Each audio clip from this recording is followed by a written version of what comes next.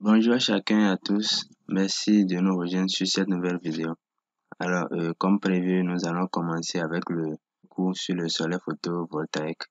Donc, le premier cours est destiné aux panneaux solaires photovoltaïques.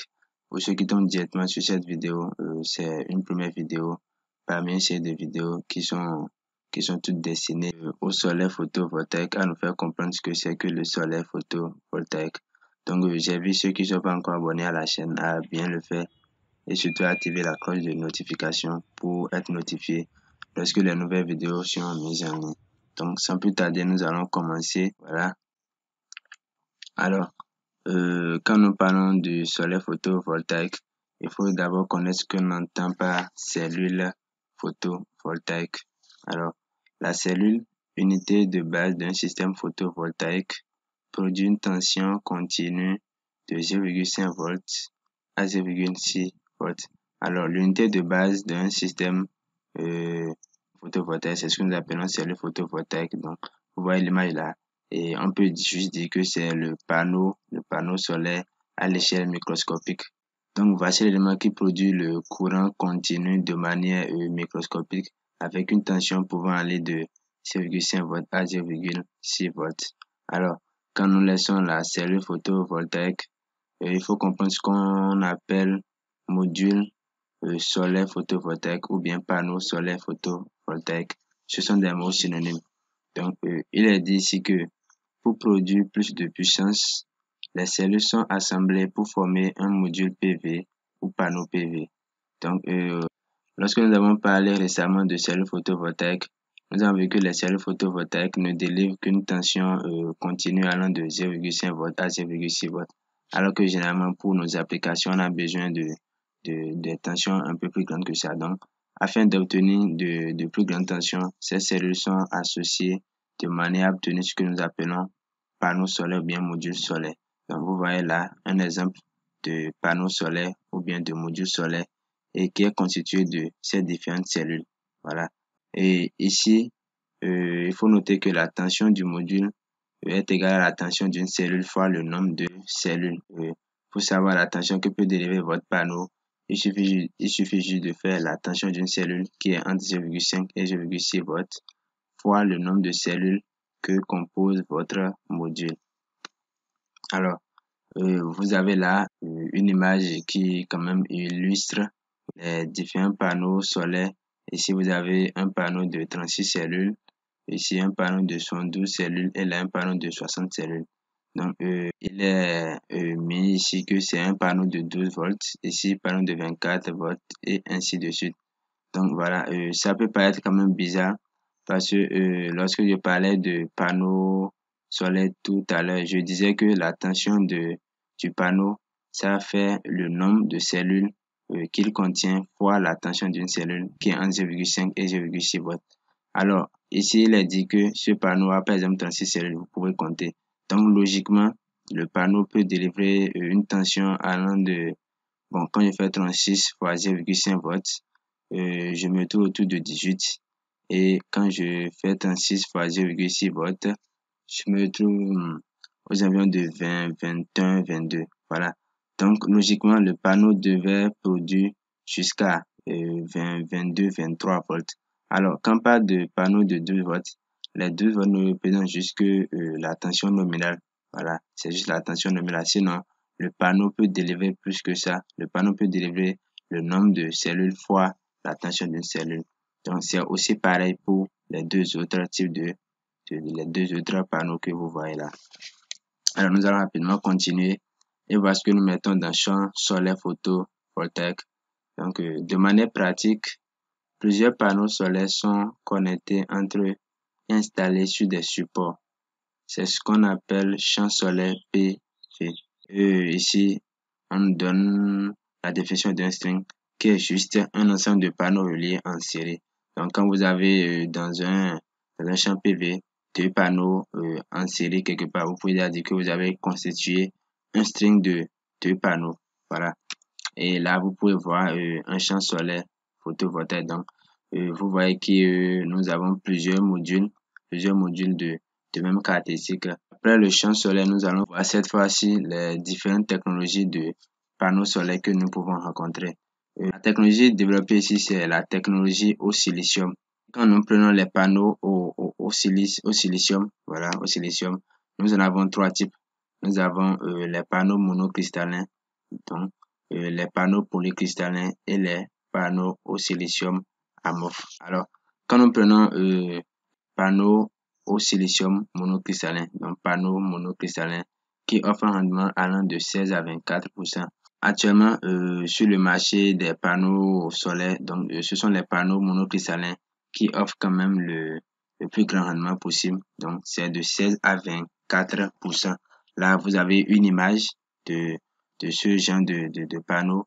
On peut rapidement les reconnaître par leur couleur qui est du sombre et qui est vraiment uniforme sur toute la surface. Et vous voyez aussi, il y a de petits losanges de part et d'autre. Voilà, et donc, beaucoup plus avec la couleur, vous pouvez déjà vite les reconnaître. Alors, nous allons passer à la seconde technologie, le panneau au silicium polycristallin, qui offre un rendement de 14 à 18%, donc un peu moindre par rapport au panneau monocristallin qui est de 16 à 24. Alors, ici aussi, c'est un panneau, bon, comme l'autre, comme le panneau monocristallin, seulement la différence, vous voyez déjà qu'au niveau de la couleur ici n'est pas uniforme et c'est de la couleur bleue, du bleuté, voilà. Et aussi, j'oubliais, les panneaux polycristallins sont beaucoup plus conseillés pour les régions très chaudes, alors que les panneaux monocristallins pour les régions où la température n'est pas si élevée. Il y a une vidéo qui a parlé des différences fondamentales entre ces deux types de panneaux, donc vous pouvez quand même aller voir cette vidéo, c'est juste en haut là. Nous allons évoluer avec la dernière technologie. Donc nous avons les panneaux au silicium amorphe qui offrent un rendement de 16 à 12%, donc très faible. Au fait, ce sont les panneaux de première génération qui sont vraiment souples. Donc, étant donné que la technologie évolue et que l'on utilise beaucoup plus ce qui est rentable, a beaucoup plus de rendement. Donc, ce sont des panneaux qui sont de plus en plus délaissés dans ce marché-là. Alors, laissons les technologies. Nous allons parler des caractéristiques principales d'un panneau solaire. Alors, les caractéristiques principales d'un panneau solaire PV sont inscrites sur sa fiche technique. Quand vous regardez la fiche technique, vous avez entre toutes les caractéristiques principales dont vous avez besoin de connaître pour pouvoir bien l'utiliser. Alors, la première caractéristique ici, c'est la puissance nominale en watts. Donc, c'est la puissance maximale que peut délivrer le panneau sous une irradiation de 1000 watts par mètre carré et à 25 degrés Celsius.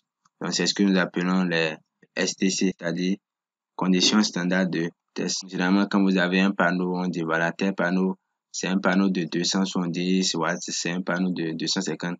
Ça, c'est la puissance nominale. C'est aussi sa capacité de production. Voilà, c'est en fait la puissance maximale que peut produire le panneau lorsqu'on est à 1000 watts par mètre carré et à 25 degrés Celsius. Alors, l'autre caractéristique, c'est la tension de puissance maximale VMP ou UMP en volts. Donc, c'est ça, c'est la tension de sortie du panneau lorsqu'il est à son point de fonctionnement maximal. Tout à l'heure, on avait parlé de la puissance nominale du panneau. Vous savez que la puissance du panneau, ça fait l'intensité fois la tension. Donc, c'est l'intensité et la tension qui permettent d'obtenir la puissance crête qui est inscrite sur le panneau. Ce sont ces intensités et tensions qu'on a faites de intensité de puissance maximale et tension de puissance maximale. C'est à cette tension et lorsque le panneau délivre cette intensité qu'on a le point de puissance maximale. Et généralement, quand vous utilisez un régulateur MPPT, le régulateur MPPT, quand même, son rôle, c'est toujours amener le panneau à fonctionner autour de ce point-là. Alors, nous continuons toujours avec les caractéristiques. Vous avez là la tension à vide, VOC en volts. C'est la tension de sortie du panneau lorsqu'il n'est pas connecté à un circuit. C'est la tension maximale qui peut apparaître assez bonne. Il est utile pour le choix des régulateurs. Donc, quand nous parlons de tension à vide, VOC, qui est généralement en volts, c'est juste la tension qui est au bord de votre panneau lorsque le panneau n'est pas connecté à un circuit. Donc, il n'y a pas de régulateur ni les circuits qui sont à la suite. Vous prenez juste votre panneau, vous le mettez sur le soleil et puis vous déterminez, avec votre multimètre, vous déterminez la tension. Vous mesurez la tension. La tension que vous avez affichée, c'est ça que nous appelons la tension à vide. Alors, par la même occasion, nous avons l'intensité de court-circuit, ISC ou ICC selon le cas. Donc, c'est en ampères. C'est l'intensité que débite le panneau lorsqu'il est mis en court-circuit. C'est l'intensité maximale qu'il peut délivrer. Il est utile pour le choix des régulateurs. Alors, quand on parle d'intensité de court-circuit aussi, je suppose que vous avez votre panneau. Maintenant, vous prenez la borne plus et la borne moins pour les court-circuiter. Quand vous les court-circuitez, l'intensité qui circule, c'est ça nous appelons l'intensité de court-circuit. Et au fait, la tension à vide et l'intensité de court-circuit, ce sont des valeurs qui vont nous permettre par la suite d'assurer quand même la sécurité de nos régulateurs. Autre caractéristique, nous avons la tension maximale du système en volts. Généralement, c'est de 1000 volts. Voilà, vous allez voir aussi cette valeur derrière les panneaux. C'est la tension maximale qu'il ne faut pas soumettre aux bornes d'un panneau solaire. Il est utile pour déterminer le nombre maximal de panneaux que doit comporter un string. Donc, vous ne devez pas associer des panneaux de manière à avoir une tension de plus de 1000 volts au fait. Alors, la tension nominale en volts qui peut être de 12 volts, de 24 ou bien de 48.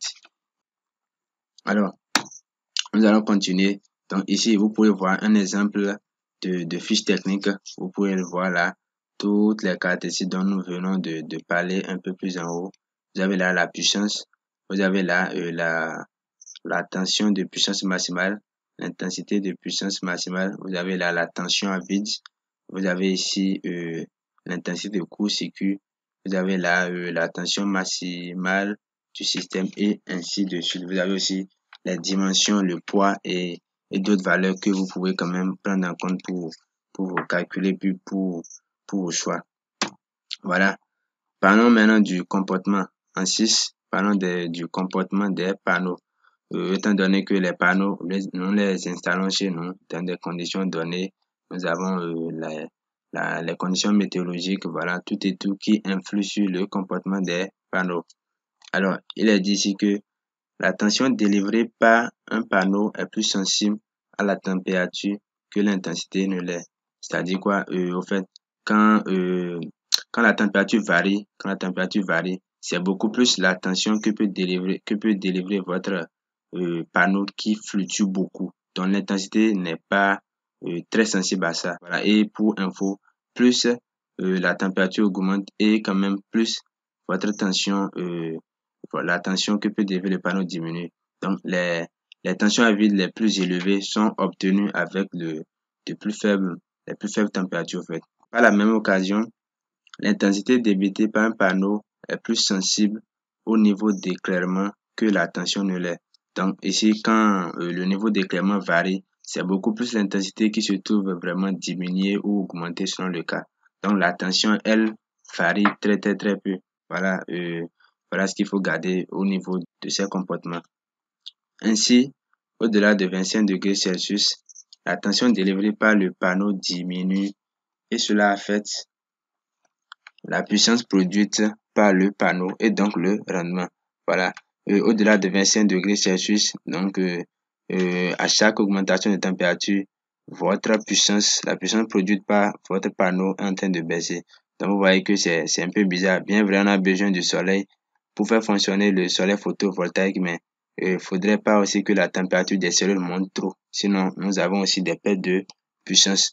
Parlons donc d'inclinaison et d'orientation, ce qui est vraiment important pour les panneaux aussi parce que vous savez, quand vous voyez les panneaux, les gens les inclinent, les gens les orientent. Donc, il faudrait quand même savoir ce qu'il en est de ces différents paramètres, c'est-à-dire l'inclinaison et l'orientation.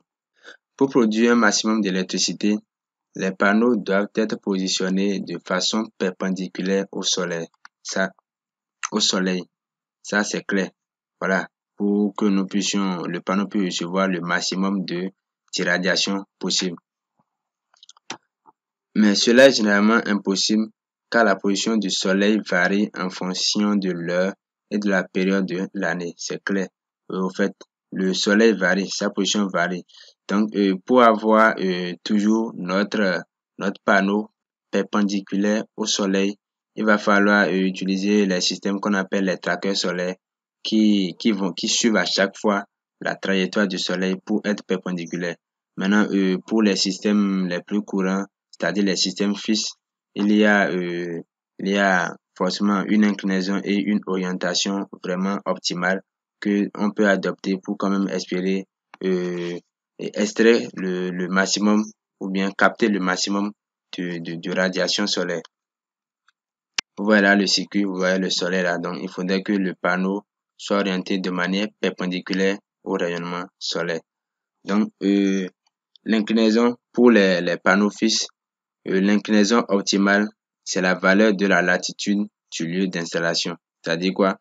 Si vous voulez installer votre panneau, je suppose que c'est au Bénin, dans une ville appelée par exemple Abomey, là vous cherchez la latitude de ce lieu et vous inclinez le panneau de cette valeur que vous aurez trouvé comme latitude. Mais en fait, pour des raisons d'écoulement d'eau et de déchets, donc de manière pratique, lorsque l'inclinaison est trop faible, il y a des problèmes de poussière qui se déposent et ne s'écoulent pas, l'eau aussi et les déchets. Donc, des ajustements sont parfois faits afin de prendre en compte la réalité quand même, le cas pratique. C'est pour cela que généralement en Afrique de l'Ouest, l'inclinaison tourne autour de 15 degrés. Donc, généralement, c'est autour de 15 degrés que l'inclinaison tourne et est optimale. Voilà. Parlons d'orientation. Dans tout l'hémisphère nord, l'orientation vers le sud est la meilleure. Et dans tout l'hémisphère sud, l'orientation vers le nord est la meilleure orientation possible. C'est-à-dire quoi? Quand vous êtes dans l'hémisphère nord, il faut orienter vos panneaux vers l'hémisphère sud. Et quand vous êtes dans l'hémisphère sud, il faut orienter vos panneaux vers l'hémisphère nord. Le Bénin, par exemple, est dans l'hémisphère nord, donc les panneaux seront inclinés du nord, enfin orientés du nord vers le sud. Alors, parlons donc de la connexion entre les panneaux. Quand vous prenez un panneau solaire, ça produit du courant continu. Donc, nous avons une bonne plus et une bonne moins. Donc, la mise en série des panneaux permet d'additionner les tensions et la mise en parallèle permet d'additionner les intensités. Donc, quand vous mettez deux panneaux en série, donc leur tension augmente, la tension résultante augmente. Donc, ici, par exemple, vous avez un panneau de 12 volts qui est en série avec un panneau de 12 volts. Donc, la tension qui résulte de cette association est de 12 plus 12, ce qui fait 24 volts. Alors que la mise en parallèle garde la tension et augmente plutôt l'intensité. Vous voyez, si vous avez sur ces deux panneaux, voilà, qui forment un système de 24 volts, vous avez aussi ces deux panneaux qui forment un système de 24 volts. Et les deux sont mis en parallèle et nous voyons que l'intensité qui résulte de cette association nous fait IA plus IB. Le IA, bien sûr, c'est l'intensité qui vient de cette association et le IB, c'est l'intensité qui vient de cette association. Donc, il est conseillé d'utiliser les panneaux ayant même caractéristique au sein d'un même champ solaire. Sinon, vos panneaux vieilliront vite. Donc, il y a ce qu'on appelle l'effet générateur-récepteur. Lorsque vous mettez ensemble des panneaux qui n'ont pas les mêmes caractéristiques, les panneaux qui ont les caractéristiques les plus fortes auront tendance à être des générateurs et vont débiter vers les panneaux qui ont les caractéristiques les moindres. En fait, je prends des panneaux de 12 volts que je mets en parallèle avec des panneaux de 24 volts. Alors, les panneaux de 24 volts auront tendance à envoyer de l'intensité vers les panneaux de 12 volts. Si vous avez des panneaux de caractéristiques différentes, vous pouvez faire de différents sous-champs comportant des panneaux de même caractéristiques. Donc, quand vous avez peut-être des panneaux de 2, vous avez deux de 270 et deux de 200, vous pouvez mettre les deux de 270 sur un même régulateur et les deux de 200 sur un autre régulateur pour quand même respecter les mêmes caractéristiques au niveau des mêmes champs. Alors, comment faut-il faire pour maintenir les panneaux solaires? Parce qu'une chose est d'installer les panneaux solaires, l'autre chose est de les maintenir pour quand même garder leur production optimale. Alors, Il est conseillé de faire une maintenance de manière trimestrielle, c'est-à-dire 3 mois, 3 mois. Voilà. Et en quoi consiste cette maintenance? Il faut principalement procéder au nettoyage des panneaux avec de l'eau claire et un chiffon pour y enlever les poussières et autres déchets, puisque les panneaux sont sujets aux déchets, aux poussières et tout. Donc, il faut vraiment nettoyer il faut nettoyer les verres, voilà, pour que ces différents déchets, ces différentes salissures n'empêchent pas aux panneaux de capter les rayons solaires comme il faut. Et au fait, il faut garder que ces nettoyages se font soit le soir, soit le soir ou bien tôt le matin lorsque le rayonnement solaire est très faible ou inexistant. Donc, pour éviter ce qu'on appelle hotspot. Donc, tout ça aussi, ça joue sur euh, le rendement des panneaux. Alors, il ne faut pas utiliser des produits abrasifs qui peuvent gratter les verres. Donc, il faut utiliser les produits qui vont pas gratter vos verres et encore créer des traces. Il faut s'assurer que des arbres ne portent pas des hommes sur les panneaux. Cela diminue leur rendement. Donc, vraiment, les hommes représentent en réalité des ennemis pour des panneaux. En fait. Donc, les panneaux n'aiment pas terre, n'aiment pas les hommes parce que ça crée du déséquilibre au niveau des cellules et ça entraîne une baisse de puissance et tout. Donc, il faut vraiment veiller à ça. Lors de votre installation, il faut veiller à ce que les arbres ne portent pas d'ombre sur les panneaux ou bien, le cas échéant, vous pouvez couper ces arbres afin de permettre aux panneaux de bien produire. Alors, vous avez là quelques emplacements des panneaux solaires. Donc, puisque les panneaux solaires, ça fait partie de notre quotidien. L'emplacement des panneaux pourrait être sur des supports conçus et posés au sol. Bon, généralement pour les grandes installations. Donc, pour les grandes installations, vous faites des supports, vous les posez au sol et puis vous installez votre panneau ou bien vos panneaux sur des toits. Bon, généralement, ça, c'est pour les petites maisons, les petites applications où on n'a pas forcément un nombre gigantesque de panneaux. Donc, les toits peuvent déjà gérer l'affaire. Sur la mer, centrales solaires flottantes. Là, voilà, nous avons des centrales solaires flottantes.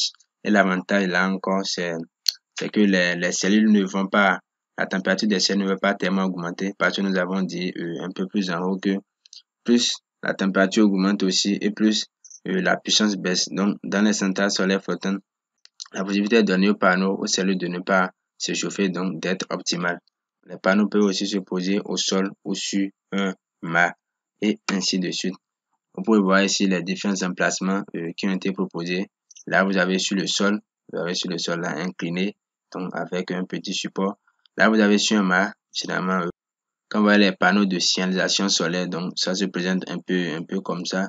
Vous avez là sur un mur là, c'est fixé sur le mur et c'est aussi incliné. Là, vous avez sur un toit, donc et ainsi de suite. Voilà. Nous sommes à la fin de cette première vidéo. Nous vous remercions de l'avoir suivi et nous vous invitons à suivre le deuxième cours qui est destiné au régulateur solaire photovoltaïque.